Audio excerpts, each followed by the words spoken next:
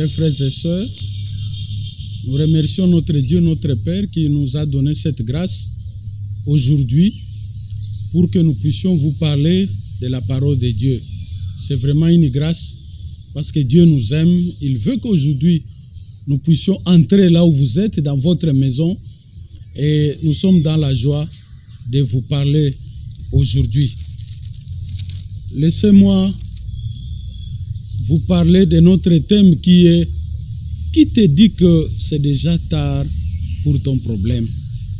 Qui te dit que c'est déjà tard pour toi et que c'est fini et tu n'auras plus cette grâce d'avoir ou d'être dans la joie?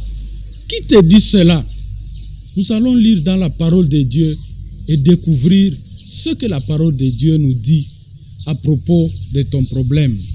Mais avant tout ça, nous voulons prier.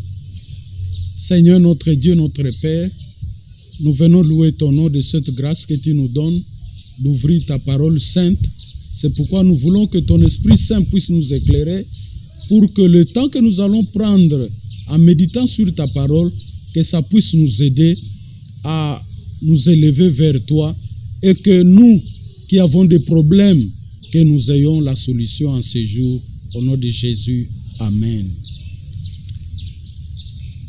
Ecclésiaste chapitre 1er, verset 15. Ecclésiaste chapitre 1er, verset 15. Nous allons lire. Il est écrit dans la parole de Dieu: ce qui est courbé ne peut se redresser, et ce qui manque ne peut être compté. Ce qui est courbé ne peut se redresser, et ce qui manque ne peut être compté. Ça, ce sont des paroles qui ont été prononcées par un grand sage, un homme sage, un homme qui avait une sagesse extraordinaire.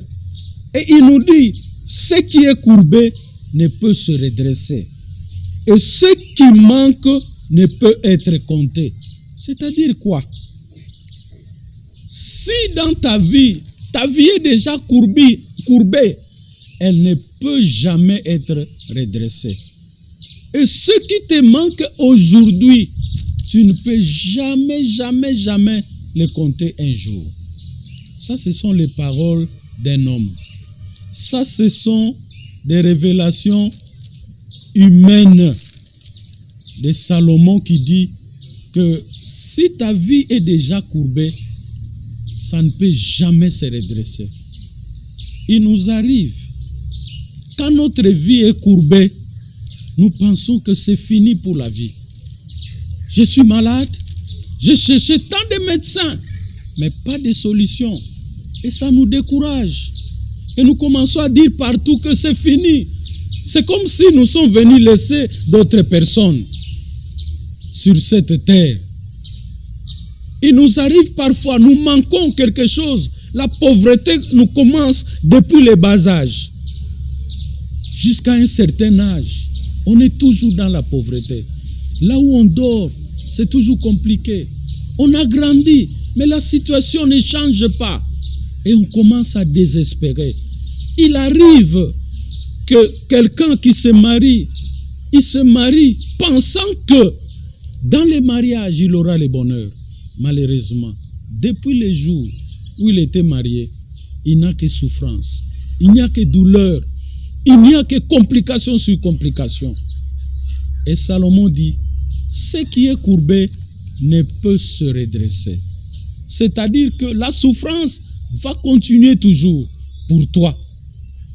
Et c'est de cette façon que l'entourage nous raconte toujours que ce qui est courbé ne peut se redresser. Les paroles des gens, les pensées des gens, les soucis des gens.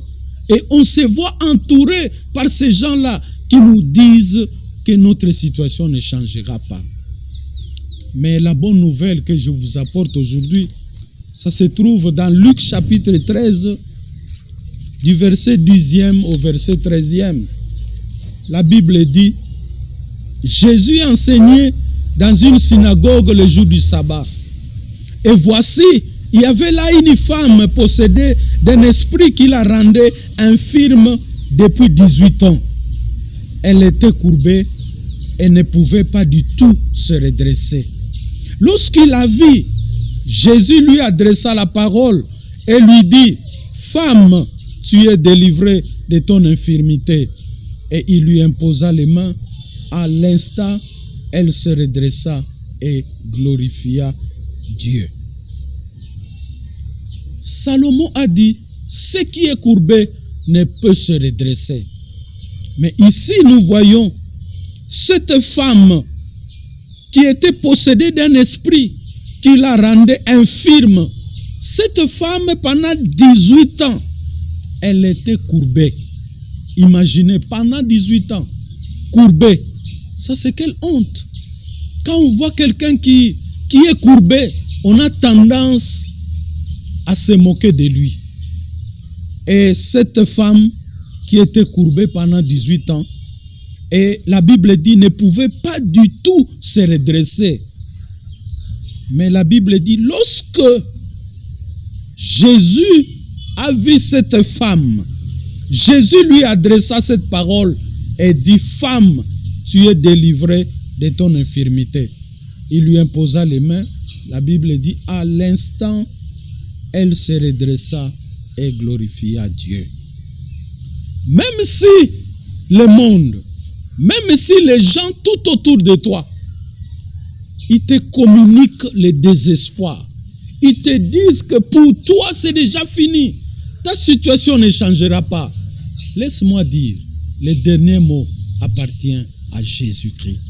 Tant que Jésus-Christ n'a pas dit son dernier mot sur ta vie, tant que Jésus-Christ n'a pas dit le dernier mot sur ton travail, tant que Jésus-Christ n'a pas dit le dernier mot sur ta situation, mon frère, ma soeur, ne désespère pas. Pendant 18 ans, cette femme était courbée. Mais quand Jésus est entré les jours-là dans la synagogue, et c'était les jours du sabbat, cette femme qui était courbée pendant 18 ans, la Bible dit, elle se redressa à l'instant. Avec Jésus, tout est possible. Avec Jésus-Christ, tout est possible. Frères et sœurs, pendant 18 ans, cette femme était toujours courbée. Mais c'était impressionnant. Cette femme allait toujours dans la synagogue. Elle persévérait.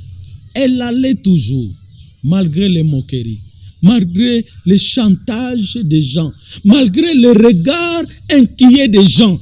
Mais cette femme allait toujours à la prière. Allait toujours à la prière. Allait toujours à la prière. Et un jour, Jésus a visité la même synagogue que cette femme. Et un miracle s'est produit. Cette femme qui a été courbée, elle se redressa à l'instant même. Ne désespère pas. Ne désespère pas. Un jour viendra. Ça sera ton jour.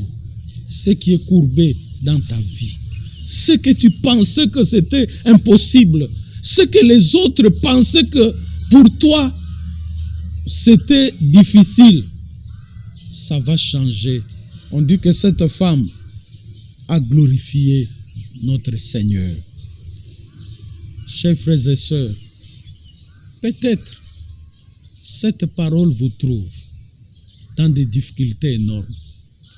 D'ailleurs, nous vivons les temps compliqués avec cette maladie, coronavirus, qui a secoué le monde entier, qui a bougé le monde entier.